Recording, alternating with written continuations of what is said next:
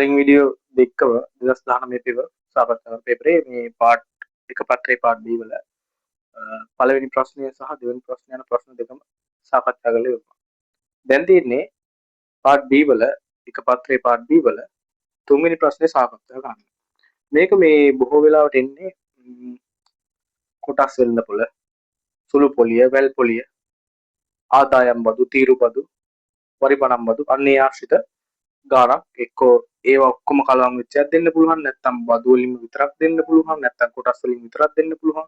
ඒ වගේ එක්කෝ ඒ දෙකක් එකතු කරලා දෙන්න පුළුවන්. ඒ වගේ ගාණක් තමයි එන්නේ. 2019 අවුරුද්දේ ඉවිල්ලා තියෙනවා මුලින්ම වරිපණම් බදු ගාණක් තමයි අහලා තින්නේ. මම ගාණ කියවන්නම්. ගාණ ස්ක්‍රීන් එකේ මේ උඩින් වැටේ. මම ගාණ කියවන්නම්. කුමාර නගර සභා සීමාව තුළ වෙළඳ ව්‍යාපාරයක් පවත්වාගෙන යයි. ඒකේ කියනවා ඔහුගේ ව්‍යාපාරික ස්ථානයේ වාර්ෂික තක්සේරු වටිනාකම රුපියල් 40000කි. එම නගර සභාව 122ක වාර්ෂික වරිපණම් බද්දක් අය කරයි කියලා කියනවා. හරි. එතකොට අපි මේ தත්ත පොඩ්ඩක් මාක් කරගමු. අපිට කියනවා තක්සේරු වටිනාකම.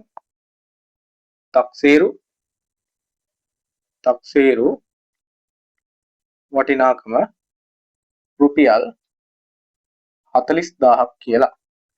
ඊළඟට එම නගර සභා සීමාව 122ක වාර්ෂික වරිපණම් බද්දක්.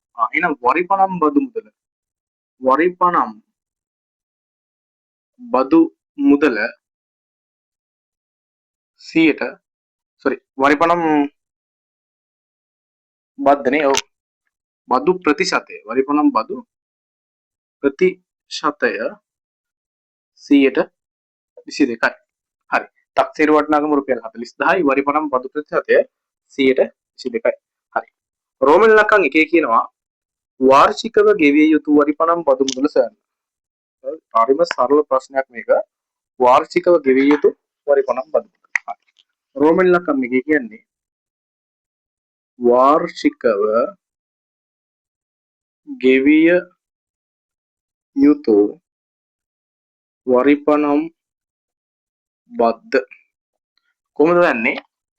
වාර්ෂික තක්සේරු වටිනාකම රුපියල් 40000යි. 40000න් 100ට කොච්චරද? 22ක් තමයි බදු විදිහට අය කරන්නේ. එහෙනම් මේක මෙහෙම සුළු කර හැකි 40000 වැඩි කිරීම 122. මේ බිඳුවට මේ බිඳුව 22 ඒව 4ක් කීයද? 22 4ක් කීයද? 8යි. හරි. 88යි අග බිඳු දෙකත් එක්ක දාපුවාම රුපියල් කොච්චරක් එනවද? 8800ක මුදලක් එනවා. ඒතකොට රෝමන් ලක්කම් එක හැමම ඉවර වෙනවා. ඊළඟට රෝමන් ලක්කම් දෙක තියෙනවා. රෝමන් ලක්කම් දෙක. රෝමන් ලක්කම් දෙකේ කියන්නේ කාර්තුවකට වරිපණම් බදු වශයෙන් ඔහු කොපමණ මුදලක් ගෙවිය යුතුද? කාර්තුවක් කියන්නේ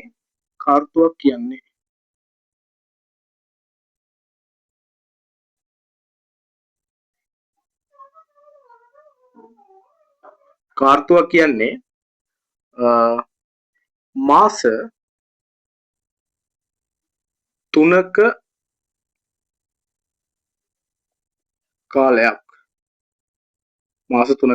කාලයක්. එතකොට අවුරුද්දට මාස කීයක් තියෙනවද? 12යි. කාර්තුවක් කියන්නේ මාස 3ක කාලයක්. අවුරුද්දට මාස 12යි. එහෙනම් අවුරුද්දට තියෙන කාර්තු ගාන හොයාගන්න අපි මේ 12 කීයද බෙදන්න ඕනේ? 3ෙන් බෙදනවා. එහෙනම් 4යි. එහෙනම් කාර්තු සංඛ්‍යාව කීයද? කාර්තු 4යි. කොච්චරකටද? අවුරුද්දට කාර්තු 4ක් තියෙනවා. ඒතර අපි රෝමන් ලකන් දෙකේ හුවේ කාර්තුවකට වරිපණම් බදු වශයෙන් ඔහු කොපමණ මුදලක් ගෙවිය යුතුද? හරි. එහෙනම් වාර්ෂිකව ගෙවන්න ඕනේ ඉස්සලා අපි කීයක් හොයාගත්තද? රුපියල් 8800යි. වර්ෂයකට 8800ක් ගෙවන්න ඕනේ නම් කාර්තුවකට ගෙවන ප්‍රමාණය හොයාගන්න 8800 මම බෙදන්න ඕනේ කියන්නේ 4ෙන්. උත්තර එනවා රුපියල් 2200යි කියලා. කීයෙන් උත්තරේ රුපියල් 2200ක් කියලා එනවා. හරි. එතකොට රෝමන් ලක්කන් දෙකේ වැඩිත් ඉවරනවා. ඊළඟට B කොටස තියෙනවා වගුවක් දීලා තියෙනවා වාර්ෂික ආදායම රුපියල් වලින් පළමු ලක්ෂ 5 ඊළඟ ලක්ෂ 5 ඊළඟ ලක්ෂ 5 ඊට පස්සේ ආදායම් බදු ප්‍රතිශතය තියෙනවා පළමු ලක්ෂ 5 බද්දෙන් නිදහස් ඊළඟ ලක්ෂ 5 බද්දෙන් බද්ද 104යි ඊළඟ ලක්ෂ 5 108යි ඔව් 108යි හරි දැන් මෙහෙම දැක්කන් තියෙන්නේ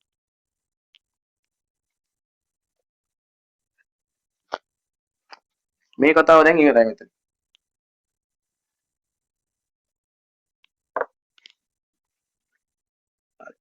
මෙතනින් ප්‍රශ්න අහන්නේ ඉහත වගුවට අනුව කුමාරන් වර්ෂයකට රුපියල් 12000ක් මුදලක් ආදායම් බද්ද ලෙස වාර්ෂිකව ගෙවයි ඔහුගේ වාර්ෂික ආදායම කොහොමද කියලා අහන්නේ.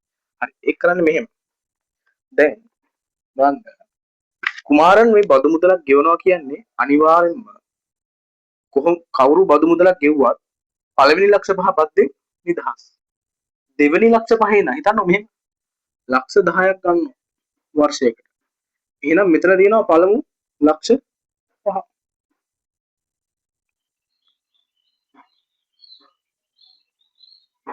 ලක්ෂ 10ක් ගන්නවා. මෙතන තියෙනවා පළමු ලක්ෂ 5. මෙතන තියෙනවා දෙවන ලක්ෂ 5. මේ පළවෙනි ලක්ෂ 5 නිදහස් දෙවෙනි ලක්ෂ 5ට 104ක බද්දක් අය කරනවා. එහෙනම් මෙයා මෙයා ගැන අපිට කිව්වේ හැකි මෙයාගේ පඩි ඒ කියන්නේ වාර්ෂික ආදායම ගැන කතා කරද්දී අනිවාර්යයෙන්ම මූ ලක්ෂ 5ක් නම් හොයනවා.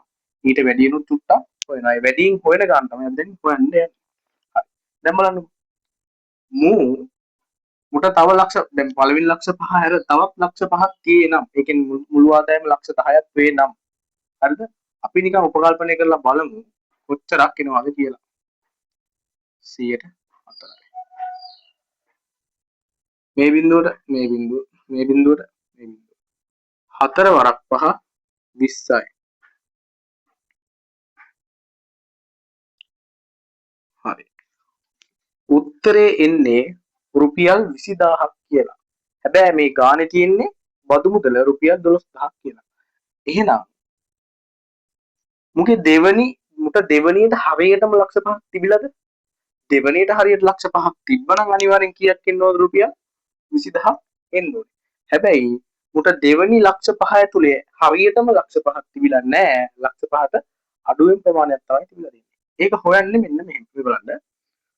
අපි දැන් දන්නවද මේ ලක්ෂ 5ට අමතරව තිබ්බ මුදල කීයද කියලා? මුගාව මේ ලක්ෂ 5ට අමතරව යම්කිසි මුදලක් තියෙන්නේ නැතිනේ. මෙයා නිදහස් වෙලා මෙයාට මේ බද්ද හැදුනේ 12000යි කියලා. හරි.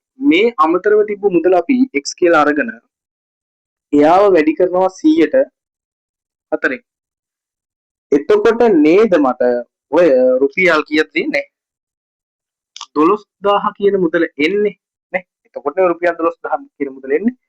පළවෙනි ලක්ෂ 5 බද්දෙන් නිදහස් වෙලා ඊළඟට තියෙන ලක්ෂ 5ට අඩු මුදල 100ට 4ෙන් වැඩි කරපුවම තමයි මේ 12000 කියන්නේ.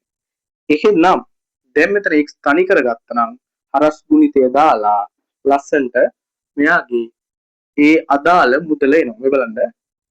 මෙයා මෙහෙට වැඩි කරනවා, මෙයා මෙහෙට වැඩි කරනවා. මේක x වැඩි කිරීම 4යි. මෙයා මෙහෙට වැඩි වුණාම මෙතන යට එකනේ තියෙන්නේ. 12000 වැඩි කිරීම 100 තියෙනවා. දැන් x තනි කරගන්න දෙපැත්තම 4ෙන් බෙදනවා. මේ 4ට මේ 4 කැපිලා යනවා. මේ 4ට 4 1යි 12ට 4 3යි. එහෙනම් මට මෙතනින් උත්තර එනවා මුදල x සමානයි රුපියල් ලක්ෂ 3ක් කියලා. තේරුණාද? x සමානයි ලක්ෂ 3ක් කියලා කියනවා. මේ අමතර එකතු වෙච්ච මුදල නේද ලක්ෂ 3 වෙන්නේ? මේ බලන්න. මුගාව අනිවාර්යෙන් ලක්ෂ 5ක් තිබ්බා. අපි උපකල්පනය කරා ඉස්සෙල්ලා ලක්ෂ 5ට මේ ලක්ෂ 5ට අමතරව ලක්ෂ 5ක් තිබුණා තව කීයක් එන්න ඕනේද? 20000 එන්න ඕනේ. හැබැයි ලක්ෂ 5ක්ම තිබිලාද? නෑ. ලක්ෂ 5ක්ම තිබ්බනම් බද්ද එන්න ඕනේ 20000යි. හැබැයි ගානේ දීලා තිබ්බේ බද්ද 12000යි කියලා. එහෙනම් අනිවාර්යෙන් ලක්ෂ 5ට වඩා අඩු ගාණක් තමයි එන්න ඕනේ. මම ඒකට x කියලා දාගත්තා. x කියලා දාලා හොයලා බලන්න මට එනවා ලක්ෂ 3ක් කියලා. එතකොට ඒ ගානත් සාකච්ඡා කරලා ඉවර වෙනවා. හරි එහෙනම් තවත් ගානකින්